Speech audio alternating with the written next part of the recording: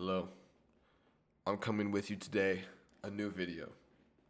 We're gonna be doing Dirty Boxing 4 recap.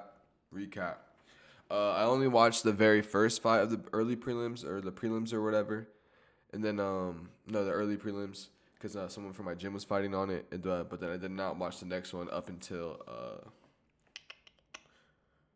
Smith versus Parrish because I was getting my hair cut. As y'all can see, you got the burst fade back, got the revival. Usually it's a little shorter on top. Y'all might see that when I get my next haircut. We'll see how I feel about this one in the next couple weeks. Anyway, starting off, we got fuck. I forgot what the other dude name was. Whatever. I don't even care no more. Akeem the Dream Bashir versus Nick Urig or something like that. I don't know. I forgot. Fuck him. Anyway, unfortunately, since I'm being, going to do a recap on the whole event, I can't be biased because he's my teammate or whatever, so just saying it how it is. It was a little bit of a struggle. It was a little awkward coming in first because his walkout, it was the first one of the night, new event, new location, I get it. They're still trying to, it's a new show, so I get there's going to be some, weird stuff going on. But he was just, waiting too long to enter the ring. I don't know what it was. I might hear it in the gym, maybe bring some back to whatever took so long. But yeah, that was a little weird. So he was forced to kind of just vibe for like 5 minutes until he could walk into the ring. I don't get it, but anyway, that happened. First round, he gets dropped 3 times. It's not looking good. He gets hit with a crazy, basically an overhand initially, eats it. You know what I'm saying? Just I feel like that's what kind of got him into fight mode. Not looking good, honestly. First round goes the other dude. Second round comes out. Other dude drops him again. Akeem gets dropped, and then the ref didn't look like the ref didn't like what he saw when Akeem got up. I personally think it was an early stoppage because they did give the dude 5 seconds to ground and pound or whatever because that is in the rule book, but it was a little bit of an early stoppage. He did get knocked down 4 times before that within the fight, so I can see where the ref's coming from. Live to fight another day, respectfully. You know what I'm saying? I want to be biased so bad because I fuck with Akeem so much, but I just gotta say it how it is. Anyway, yeah, like I said, I didn't watch any of the next fights because I was getting my hair cut. But the next fight I saw was Smith versus Parrish, the heavyweight fight. It was on the prelims. It might have been the second to last prelim or something, or the third to last prelim. I think it ended in the first round. It was pretty good, honestly. Parrish looking fat. Parrish is looking very fat. Smith's also looking fat, but somewhat muscular. He is the shorter dude, but more built. He's actually delts or whatever, if that's what the name is. I really was going for what is his name, Smith, because I seen he fought someone that I liked in the UFC, but I think he lost, and I was like, damn. But he was in the UFC or some shit like that, so I was like, okay, he probably has the experience or whatever. I don't even know what happened or what he got hit with, but he fucked his eye up and started holding it really bad. And I think he fucked his orbital up. And then he started to fight through another knockdown or two after that. When this all happened in the first round. Fuck. Imagine that. Like I said, I had Smith, but I'm shocked Parrish won. And Parrish is pretty fat. Holy wow. Those are the only 3 things I wrote down for that fight. He got called out by someone in the crowd. So someone in the crowd thought he could just, call him out, be like, I got you next. Whatever, calling him out for dirty boxing, whatever. He was pretty fat. So there's a good chance the fan could do it if he trains. So we'll see on that. If there's ever an update on that, that'd be insane. The next one was Stanovic versus Willis. And I kind of am just going to go over the stuff that I wrote down in my notes watching these fights. This was a welterweight fight. They've kind of met at 175. I'm not really too sure what the weight classes are in dirty boxing. It's kind of confusing because there's a lot of catch weights, and there was some bouts that said lightweight on the Instagram post or whatever, but then we're a featherweight fight. So I don't know, their weights are kind of all over the place. I'm still kind of struggling to understand that just from outside looking in, but I'm obviously still tuning in. I'm enjoying it. Anyway, the next fight, like I said, what was it that I saw? It was after that. It was Stanovic versus Willis. Number 1, I wrote down nothing really happened besides Willis rocking Stanovic once. Number 2, I guess Stanovic landed a decent Superman punch. It was alright. It barely clipped his head. It was kind of the only thing that happened that made me want to write it down. And then also this fight made me see that the lead overhand is underrated if you time it good. Yeah, so I think it was Stanovic. I honestly don't remember, but one of them was fighting in southpaw, and they were throwing their lead overhand, and it was clipping. I was like, damn it, no one's really ever throwing that. I'd be throwing it in UFC 5, so I know it'd be landing, but I'd be throwing it in a good timing, so that's where the timing comes in. If you know how to time it, it could be good. Never seen anyone throw it, so it'd be hard to defend because everyone kind of wants to go back, but they're almost like going right into it, if that makes sense. Next one, Willis jab looking solid as fuck, leaving Stanoa concrete. Oh yeah. Every time he would land a jab on him, he would just like stand for like just a split second, and he would never follow up on it. I don't get why he wouldn't follow up on that. I mean, I guess they're tired or whatever. It's not as easy as it seems or whatever. Anyway, next. Good elbows from Stanoic, throwing the tomahawk elbow and shit. He is like going for like whoosh, like almost like a Superman, almost tomahawk type elbow, and he's not landing it, but he's throwing it and it's getting close. And if it does, land, that could do some serious damage. And then all of a sudden, Willis flatline KOs Stanoic with the uppercut of doom in round 2 KO. Came in with right uppercut, just folds on the ground. He's out.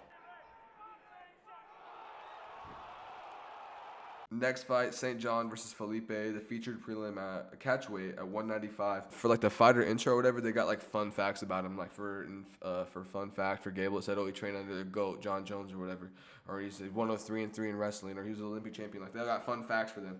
And the one for St. John, he's a full-time firefighter. Listen, so we got a firefighter, ready to scrap. So he's putting on for his, his engine number, I think. I don't know. I'm not familiar with the firefighter lingo lore. Sorry if that's wrong. Number 2, Felipe instantly drops St. John with a 1-2 off rip as soon as we open up, drops him with a 1-2. Felipe lands crazy hook to drop him, then into ground and pound. Ref lets 5 seconds go and doesn't like what he sees from St. John and calls it. St. John said he's going to continue. Kevin Felipe, round 1, TKO, 38 seconds. And first of all, and this happened a lot too, Dirty Boxing, I guess, into a promotion, like I said. They got stuff to work on. They're working with it, what they got, when they got it, whatever. But for that, it actually said that it was a round 2 KO instead of round 1. So they kind of like fucked him up on that. Come on now, don't do him dirty. He just went out for you. How you going to fucking get the fucking round wrong? Sorry, I'm like thinking too fast, so I'm kind of saying this bad. Sorry. Let me clean it up for the main card. The fights we all actually care about. Anyway, let's get to the main card. Let me lock in for this and start fucking talking right, because I feel like I'm genuinely fucking up what I'm saying a little bit. Sorry. I will get better at this as we go. This is my first Dirty Boxing video. First type of content besides my fucking talking to you or whatever. Main card, first fight.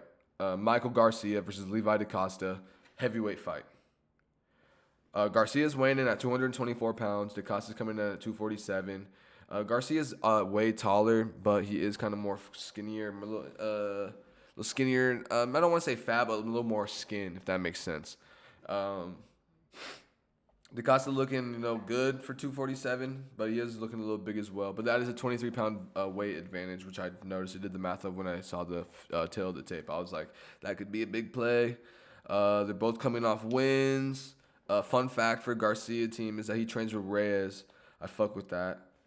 Number 4, DaCosta landing better initially, landing the better shots. Good body work by Garcia round 1. And then, bro, me reading this is not me thinking back to this fight. This shit was a scrap, bro, actually. And so Garcia slipped somehow in round 1, and it looked weird. And then DaCosta kind of came up and followed with a little bit of a blitz. Nothing really happened, whatever. Had him up against the corner. And then DaCosta went for a spinning back fist at the end of round 1. That was kind of it for round 1. Wasn't that eventful. I'd say DaCosta can kind of take that one just like, he took round 1. DaCosta took round 1. Round 2, DaCosta keeps on hugging. And all I'm hearing that is if you keep on hugging in Dirty Boxing, they'll take a fucking point. But I saw so many hugs tonight and not 1 point taken, especially this fight. DaCosta gassed out. He's a big heavyweight. I understand. He kept on hugging. He got warned like 3 or 4 times, and he never got a point taken. Like, if you really want to push more violence and you're doing that for Dirty Boxing, take the fucking point. The same thing kind of goes for the eye pokes that are happening in the UFC recently. Like, just take the fucking point. People will start fucking training and fighting with their hands closed like this. You see people like posting off face and shit. Yeah, that's cool, but like, how can all right, it's not cool because we're poking eyes. But you know what I'm saying? Start taking points just initially. Fuck it. No, sorry, unintentional or not, it still happens. Now the other dude's at a disadvantage, and now you know what I'm saying. And then, sorry, just not to get in the UFC topic or whatever, but like I saw this during the Henry Cejudo Song Yadong fight when Henry Cejudo got poked in the eye and they started fighting a little bit after because Henry ain't no bitch. even though they still went to the scorecards or whatever. Initially, as soon as the fight started, Song Yadong just like is pressuring him like this, going to his face. Bro, you can see it in the replay if you watch the fight back. It's fucking insane. If I was a ref, I would just be like, Song, what are you doing? I'm taking a point. We just went through all that, and you're instantly, I get the fight instinct of, you're trying to fucking scare him, fucking get him to bite feints or whatever, just put, fear in his head. But still, it's just like, come on. And that applies to the dirty boxing because a rule's a rule. If you're gonna fucking, if you want to actually like force violence, actually take the point away from the hug, if that makes sense. The cuss is hugging. Crazy round 2, gassed out, big heavyweight. I understand, whatever. All right, let me get back to where I was. Round 2 kind of boring, not gonna lie. Literally DaCosta hugging. They're both gassed. I say you could give it off Garcia just because he's landing the actual shots. Like I said, it's kind of boring, whatever. Round 2, Garcia by volume. So they're going into the third, 1-1. And this is what I'm seeing. Big elbow from Garcia off the hug, round 3. So DaCosta's still hugging. Garcia obviously has seen that he's tired, pushed him off, clocked him with a good elbow, kind of left him stiff like that in the moment. That was pretty good. Hella jabs from Garcia that are landing. DaCosta's tired as fuck, fighting with his hands down. DaCosta's just running away for real. I mean, he's not like literally back turned running away, but like, he's just like kind of circling back, not even throwing, kind of just dodging, kind of trying to throw his fucking right hand. Nothing's landing. Garcia's defense is up. Or I'm not gonna say nothing's landing. They were like tit for tatting a little bit but Garcia's obviously getting this round. And then a big elbow and then blitz from Garcia at the end of round 3, drops DaCosta. The blitz was it was an elbow. He kind of posted a little bit, another elbow, and then blitzed in for a little more with after the second elbow, he threw a cross. And then he just dropped and then just kind of started ground and pounding or whatever. Sorry, I got to read this while I'm trying to do it to remember what I wrote down about what happened. Yeah, so he got the knockdown in round 3. Obviously took the round. I'm like waiting for this fucking 29-28 majority decision for fucking Garcia to happen. And all of a sudden, there's a fucking overtime round because somehow a round was a draw. Please make that make sense. I don't know. This is the 4:30 boxing event and this is the first time we've seen a 4th round or whatever, but it is in the rules, so it is pretty cool. No draws in dirty boxing or whatever, but I can't see a round that was a draw, besides maybe round 1. But like, how do you even score? It's not a 9-9. I don't know. Weird. I think they just wanted some more action or wanted to like force an excuse to use that within the event, maybe, just promo shit or whatever. Anyway, another round. They say a split draw, but obviously 2-1 Garcia. I don't know what they're saying for first sudden death round ever in dirty boxing. Yada yada. 17 Garcia spamming elbows, pushed up against the corner. Wow. Yeah. So DaCosta, he's just hugging, trying to kind of throw elbows up in there, whatever. He has Garcia in the corner. Garcia is just kind of like leaning back in the corner like this, just kind of like throwing elbows where he can't slice them, trying to like just do what he can, just like cut him up or whatever, and he's landing crazy elbows in that position. I'm like, wow, like he's getting pushed in the corner, but he's still the one landing the better shots. That's pretty impressive. DaCosta's bleeding bad in round 4. Oh yeah, he's like right here on the left side of his nose, and then on the right side of right by his nose right here. Both sides are just leaking from all those elbows, and I'm pretty sure they were from that all those spam elbows from Garcia when he was pushed against the corner. Good jabs from Garcia round 4, obviously just kind of landing everything. DaCosta's gassed, he's fat, he can't hang. Garcia by majority decision. One judge had it a 38-38 draw. Wow, fire them. And the other 2 had it like a 39-38, and then a 39-37 or something like that for Garcia. Now those make more sense to me. A draw? How the fuck are you drawing that? What the fuck does that even mean? Come on. Bullshit. Fire that fucking judge. They don't know what they're fucking watching. Yeah. Anyway, that was a really good fight. Like I said, the first ever sudden death round in dirty boxing history. It's pretty cool to watch that and see how it's actually being like, thrown into the fucking event or whatever. The next fight on the main card, Montavious Ware versus Alexander Schenk, a featherweight bout. 1. It said lightweight on Insta, but they got some cleaning up to do promo wise. Yeah, it said lightweight on the Insta fucking square. That's gonna be on the screen or whatever when I'm talking about these fights. But then when they promoted it, they said it was a featherweight fight. So they got some cleaning up to do promo wise. Just double check shit, guys. I know it's a new promotion. I'm not hating. I love dirty boxing. I'm a big fan. That's why I'm making videos of it. Number two, Shank coming off a win from Dirty Boxing 1. I didn't see it, but, coming off a win from Dirty Boxing 1, impressive. Shank is fighting out of Nashville. His home is Nashville, so he's fighting on his home turf. Going into this, I would be, if I was Montavious, I'd be feeling it, you know what I'm saying? Off rip, Ware drops him. Off rip, a good right hook initially from Ware wobbles Shank. And then he goes in with a 1-2, drops him. Shank grabs a leg. He shoots. The ref separates it or whatever. And I think we're going to continue to see people grabbing legs to fucking survive in dirty boxing, kid. I think we need to start dropping, grab my leg, grab my leg, I'm just playing. I know it's not easy as easy as it seems or whatever, but my bad. Bro, Ware's boxing his socks off. And for Ware, for like the fun facts or whatever, it said he was an amateur boxing champion. And bro, when I tell you, Ware was just masterclassing this kid. Literally just head movement on fleek. I have no other way to say it. I don't even want to say on fleek, but that's what comes to my mind. Literally just like head movement, dodge, work to the body as he's rolling, double, triples up on the body shot, comes up with an uppercut, hook, cross, and he's literally just stepping out to basically pulling back from him throwing anything, coming back with something, always throwing to the body. When I tell you boxing his fucking socks off, it was so impressive. He made it look easy. Number 8. Absolute masterclass. Finishes him with body shots and ground and pound. He gets his 5 seconds of ground and pound, and the ref calls it. Shank got classed.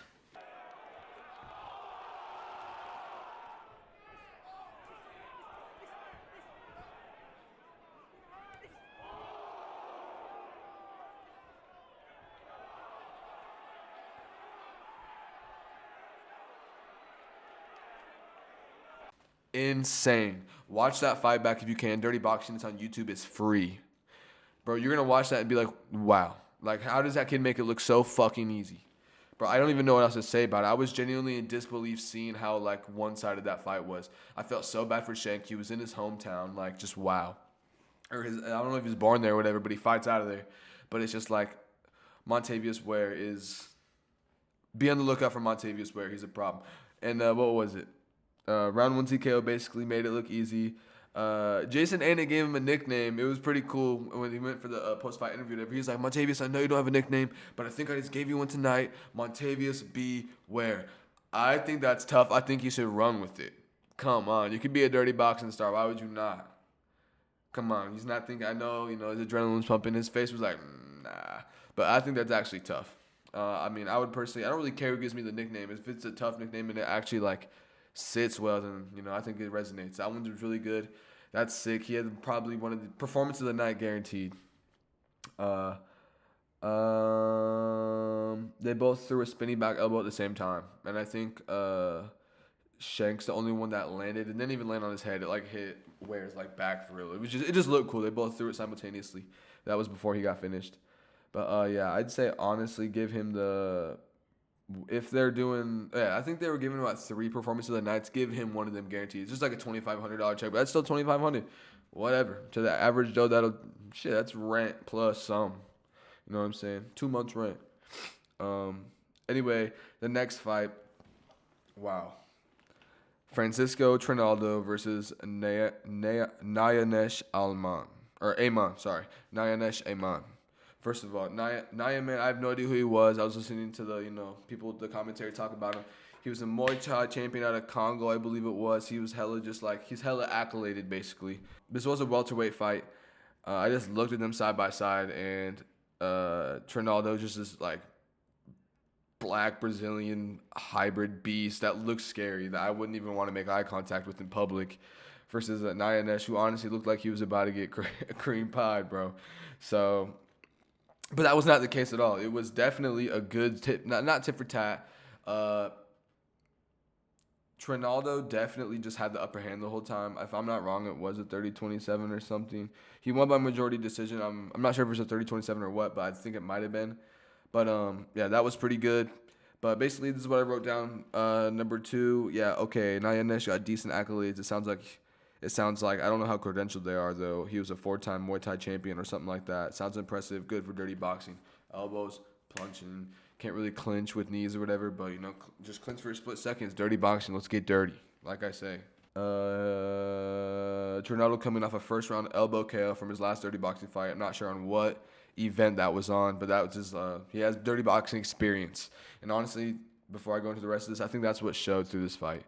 Iman looked good, but I think just like never having to actually use that rule set before may have been his downfall, because Tornado did have that wee bit of experience that I think did kind of work more in his favor, if that makes sense. Round 1. They both look ready to scrap. Tornado's mixing up head and body right away, really mixing it up good, actually landing. A-Man's landing good twos, trying to throw elbows. The elbows aren't landing clean. They're kind of hitting, but they're not landing for real, for real. A-Man's landing good twos, decent elbows from A-Man in round 1. Like I said, 1-2 from Francisco drops A-Man, and he gets 5 seconds of ground and pound in the middle of round 1. Yeah, good 1-2, and then A-Man kind of just falls into the ropes, gets his 5 seconds, like I said, and then shortly after another good 1-2 from Francisco, A-Man is bleeding bad, and then a 1-2 into spamming elbows from Francisco. He's just doing crazy damage. He fucked up A-Man's nose. That was bleeding pretty bad in the first and second round. Round 2, they're both throwing good elbows, landing back on each other. That was kind of really it for round 2, just kind of, standing bang, like how normal dirty boxing is. Going into round 3, Emmett's nose is bleeding really bad. It's not stopping. I see them wiping it, and it's just like still leaking with the white towel. Round 3 is not boring, but no one's landing for real. At the moment, I didn't really know who to give it to, but I think you still do give it to Francisco, because he was barely landing more, even though it was kind of more of one of the more boring rounds. But I get it. They're tired. They just went to war for the first 2 rounds. Yeah, Francisco Tornado by majority decision. I recommend watching this whole main card back. It was very entertaining, especially the next couple fights. Co-main event, Brian Battle versus Nick Coring, 185 middleweight fight. All right, let me kind of construct my words better. Sorry, I know I've been talking kind of like shit. This is my first time kind of doing this. I will get better with time. Bear with me, please. Sorry, I'm also a little sick. Okay, crazy fight from Brian Battle, bro. Just wow. Fight initially opens up. Nick just comes like swinging, just looking to kill Brian. Literally landing everything. He drops Brian a little bit. Brian kind of falls forward, gets back up. He's still just spazzing on him or whatever. Brian's fighting good with his hands up like this. Good defense, slipping out of the way, working. Nick is not slowing down. He literally is just only going forward. So I think that his power kind of like got taken away a little bit, if that makes sense, because he was just kind of letting it all out initially in one big go, basically. And Brian Battle kind of had him like in a clinch like this, just holding him for a second. Low-key hugging, I guess you could call, because he wasn't throwing nothing. But then Nick just goes 1, 2, 3, 4, 5, 6 for like body shots, but they do nothing. They don't do a damn thing. That's what I mean. His power kind of diluted because of this his output. It just didn't really do nothing to Brian Battle. That was still pretty crazy. Basically, that all happens, and then Brian Battle gets a first-round fucking KO. It's insane. This is what I wrote down. Nick came out swinging, dropped Battle for a second. Battle's defending, eating small, decent shots to the body and head. Fires back, drops him. Then with his 5 seconds of ground and pound. So Brian drops him or whatever. And then the dude just like kind of like rocked on his knees. Brian just like stares at him for 3 seconds of the 5 seconds of ground and pound. Just punches him in the face. Doesn't like KO him, but like he just like kind of like goes back or whatever. And the ref calls it. A little controversial because he should have just stood up because it was the end of the ground and pound, 5 seconds, whatever. Who knows? Early stoppage a little bit. But they need a star. And they're pushing Brian Battle, so who cares? The Butcher takes it home.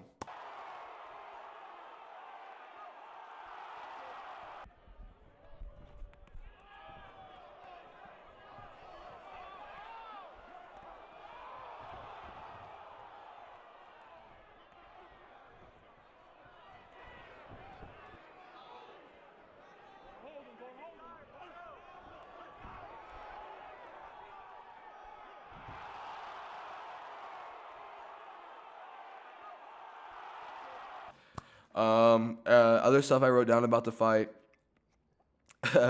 Nick looking way different compared to his topology that I saw. I didn't really do any other research besides looking at his topology, so it's kind of my fault or whatever. I wrote down he looks like a juggalo, respectfully. He fights out of Stockton, California. I'm not sure if it's with the Diaz Army or whatever. But he was coming off a 30-second KO in bare knuckles, so he was coming in the fight looking for a reason. You know what I'm saying? Looking for something. I just looking at Brian Battle, I can't believe he ever missed weight. Wow, he could be in way better shape.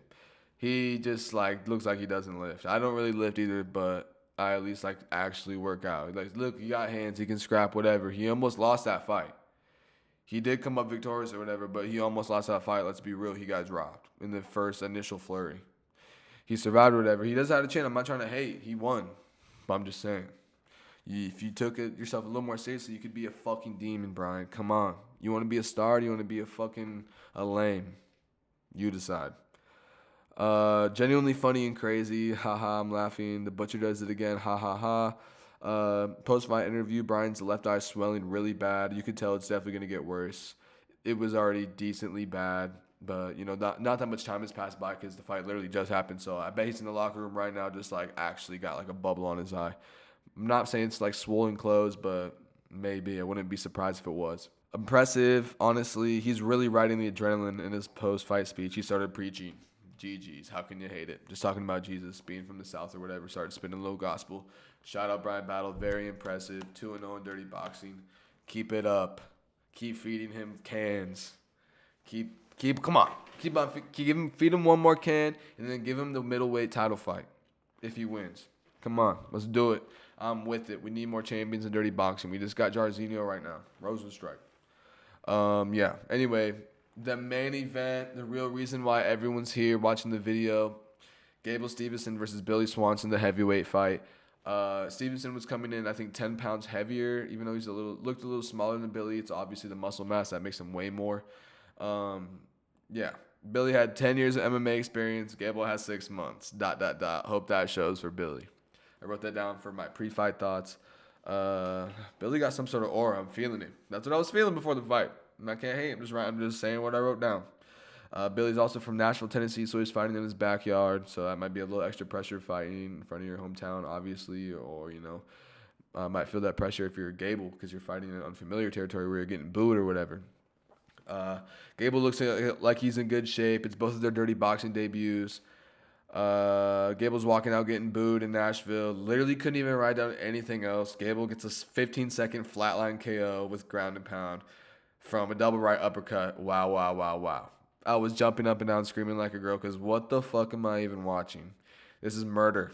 I'm glad this isn't... I want to say this is murder on pay-per-view, but it's not even pay-per-view. It's on streaming for free on YouTube. But yeah, Gable literally just I don't even know. I think there was a jab and then an uppercut. The first uppercut kind of rocks him or whatever. Gable just goes for another one. He just Billy just falls over.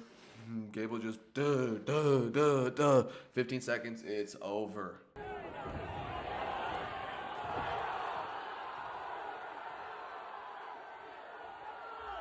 Nashville's upside down. That was crazy. Initially, Billy went over to him to try to shake his hand, and Gable was kind of weird about it, just denied it. He did eventually shake his hand after when the cameras were on. That's pretty weird. Could be, Gable's a little weird for that. I don't know, just shake dude's hand for trying to fucking, congratulate you for a big win in your career, even though you just knocked him the fuck out. I don't know, it's a little weird. And then Gable pointed out Mick Maynard in the crowd that was there watching his fight or whatever. So maybe we'll see Gable in the UFC. I think maybe a couple more out-of-promotion fights that aren't the UFC just to kind of get his experience up. I don't want another Bo Nickel, all right? Gable actually looks good. Bo Nickel didn't do dirty boxing. Fuck. I don't even think he's got a knockdown in a fucking fight that I've seen. All right, that's a cap. All right, we all know he's got a knockdown, but you know what I'm saying. If the Gable does end up being in the UFC, let's do it right, please. That was pretty good. Good card. Out of 10 from what I saw, I'd honestly give it an 8. There was a couple stinkers, but they weren't even stinkers for real because most of them ended in finishes. I'm honestly very satisfied with the card. I give it an 8 out of 10. I'm definitely going to be doing more dirty boxing reviews of the cards and stuff. I will be watching them more thoroughly and actually like caring more, giving you a better deep dive, and I'll be writing down more stuff. And these videos will be structured better the more I do them. Dirty boxing isn't like every. I don't think it's like every month for real. So this will be a slower pace of videos. I'll probably try to make videos if we get any like dirty boxing updates of like just big matches or announced if or fights finally get announced on cards if they're big names or whatever. Y'all know a lot of the names in dirty boxing aren't that big, so I'm probably not going to be too big on the prelims. I will be watching them and talking about them, but I probably won't be going into it trying to do too much research about them because most of them are like ex MMA fighters with like a 9-8 record, so they're just kind of like regional cans. I mean, I'm only an amateur, so who am I to say they're cans or whatever? But you know what I'm saying from an outside fan, from a fan outside looking in. That's kind of how I see it. I'm almost done with this video. I just want to give some thoughts that I wrote down over the production and the entire review, everything about the card, besides me just saying it was good. Hella Tucker Carlson ads about some Alp Nick pouch, bro. First of all, spamming them. I've seen it at least 20 times throughout the whole card, bro. And it's literally the shittiest ad I've ever seen. It looks like they spent all their money on getting Tucker Carlson to lie about these Nick pouches, then actually putting it into the production for the fucking ad. Yes, you can play it 20 times. I'm not going to buy your fucking Alp Nick pouch. Come on. No one needs 9 milligrams of fucking nicotine in a fucking pouch. What the fuck is that? Stop that. The promotion was actually pretty good, and Mike Perry is good at it. Before the main card started, Mike Perry was just kind of just like, had this, like, he ran this promo or whatever. He probably pre-recorded, obviously. Talking about dirty boxing or whatever, it had me hyped, bro. I'm not gonna lie. I'm not gonna say it wasn't good. I really fucked with the promo. I'm glad that Mike Perry's doing what he's doing. I'm very entertained, and I probably wouldn't care as much if it was anyone else. So I'm glad it is working the way it is. Next one, the camera shots of the fighters are pretty good promo right before the fight. I'm a fan of that. Yes, instead of just the tail of the tape where it's just like they're looking at each other like this, and they move side by side, and they're like this or whatever. They do have that during the tail of the tape. That's still chill. We all fuck with that. But before that, they actually have like cinematic shots of these fighters. Like just like looking good, just hitting these, whatever. The camera zoomed in, camera quality really good. Doesn't matter if they're a star or not. I'm glad that everyone gets those kind of shots and that kind of promotion. I'm so excited for that. Keep on doing that, please. I really love that. Good promo for these fighters, even if they're not like the biggest names in the world or whatever. Next one, Jason Anik and Andre Button mix well for the commentary, but Brandon Tobin is cool, but he almost seems off in some way that I can't explain. I don't know. I'm not familiar with this commentary crew. I'm just giving it how I seen it, if that makes sense. I'm not hating, but I feel like Jason and Andre kind of just mix very well. Andre looked high as fuck half the time. His eyes weren't red, but he just looks like a cheeser, dude. Like, he just looks like he got some jokes off camera that would make me laugh. Maybe some controversial ones, who knows? He just has that face, if you know what I'm saying. Besides that, I bet I'll fuck with Brandon Tobin more during more dirty boxing events. He just kind of seems like a yes man. Doesn't really have his own kind of good takes, I think. He did have his own takes, but they just didn't really make sense to me, honestly. I'm not going to lie. I seen that you can get a point taken for hugging. It's such a good rule. I was kind of ranting about it earlier, but they didn't even take any points for hugging, and people were hugging hella. They need to be more strict about it. If you're actually trying to bring the violence, don't just say that's a rule and not fucking do it. Let's fucking do it. DaCosta should have gotten a point taken after the fucking 6th hug. After the fucking 3rd hug, he should have gotten a point taken. Be more strict about it. I'm hoping to see that later in the future. It is up to the refs or whatever. Most of the fucking fights are being ref by Dan Mergliato, which is pretty sick. Not sick. I'm pretty sure. I don't know. Just cool to see a familiar ref. You know what I'm saying? Like when you see like Herb Dean in a one fight, it's just like a cameo almost. You know what I'm saying? But yeah. For the dirty boxing water bottles, they're not like printed. It's literally just like a plastic water bottle with like dirty boxing logo on it. That was pretty cool. They're promoting by any means. I fuck with that. I'm not even joking. I actually fuck with that. Yeah, for the Garcia DaCosta fight, like I said, the first ever round 4 in dirty boxing history, first ever, extra round because they don't do draws or whatever. Maybe it somehow would have ended in a draw for the 4th round. I don't know, but that wouldn't make sense if you're getting to the 4th round anyway. If you just think about the scorecards and how they work or whatever, fire that judge. Just saying. But yeah, that was pretty cool witnessing that. Can't wait to see what the circumstances for the next one. I think it's a good rule. It just kind of adds more spice into everything, and it really shows who has that dog in them. Not gonna lie. But yeah, like I said, Montavious Ware, performance of the night guaranteed. How do you not? Masterclass, masterclass, masterclass. I had to bring this back. The Tucker Carlson ad is literally scaring my girlfriend as we're watching this. That shit's funny. The YouTube ads are so bad, bro. I got an ad during the Brian Battle post-fight interview. Come on, I get it's like still splits the screen or whatever, but it takes the audio completely away. That shit is so annoying. I don't want to pay for fucking YouTube Premium to enjoy this, but I might fucking have to. That's literally that bad. And they spam them too. It happens like every fucking couple fucking minutes, in the middle of fights too. Like it's just insane. Before the main event, John Jones is literally begging to fight on the White House card. He kind of looked like he was. Obviously, he looked like he was trying to be sincere, but you could just tell he was trying too hard to be sincere, if that makes sense. I do not want to see John Jones on the White House card unless he's fighting Alex Pereira. That's how I feel. And that's the only way I would care about a John Jones fight is if it's against someone actually good. So, moving on to the next one. Number 12, the worst Star Spangled Banner I ever heard.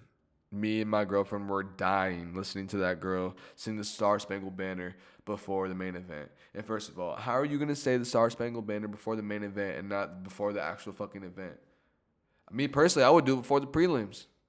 But, or at least before the main card. How just before the main event? And that girl fucking sucked. Please never have her fucking back again. Holy shit, that was a disgrace to the United States of America, and I am not joking. I have in here, who lied to her? Who lied to her, or who did she fuck to get in that position? I'm not even trying to be mean or disrespectful, but that shit was so fucking bad. Me and my girlfriend were lying. My girlfriend started singing the Star Spangled Banner. No mic, no reverb, no fucking big room to enhance the fucking echo of her voice. It sounded 10 times better. Dirty Boxing, let me know. My girlfriend will do it for you. No, I won't. For like $250. Yes. Anyway, that's kind of it for Dirty Boxing 4. Like I said, great card.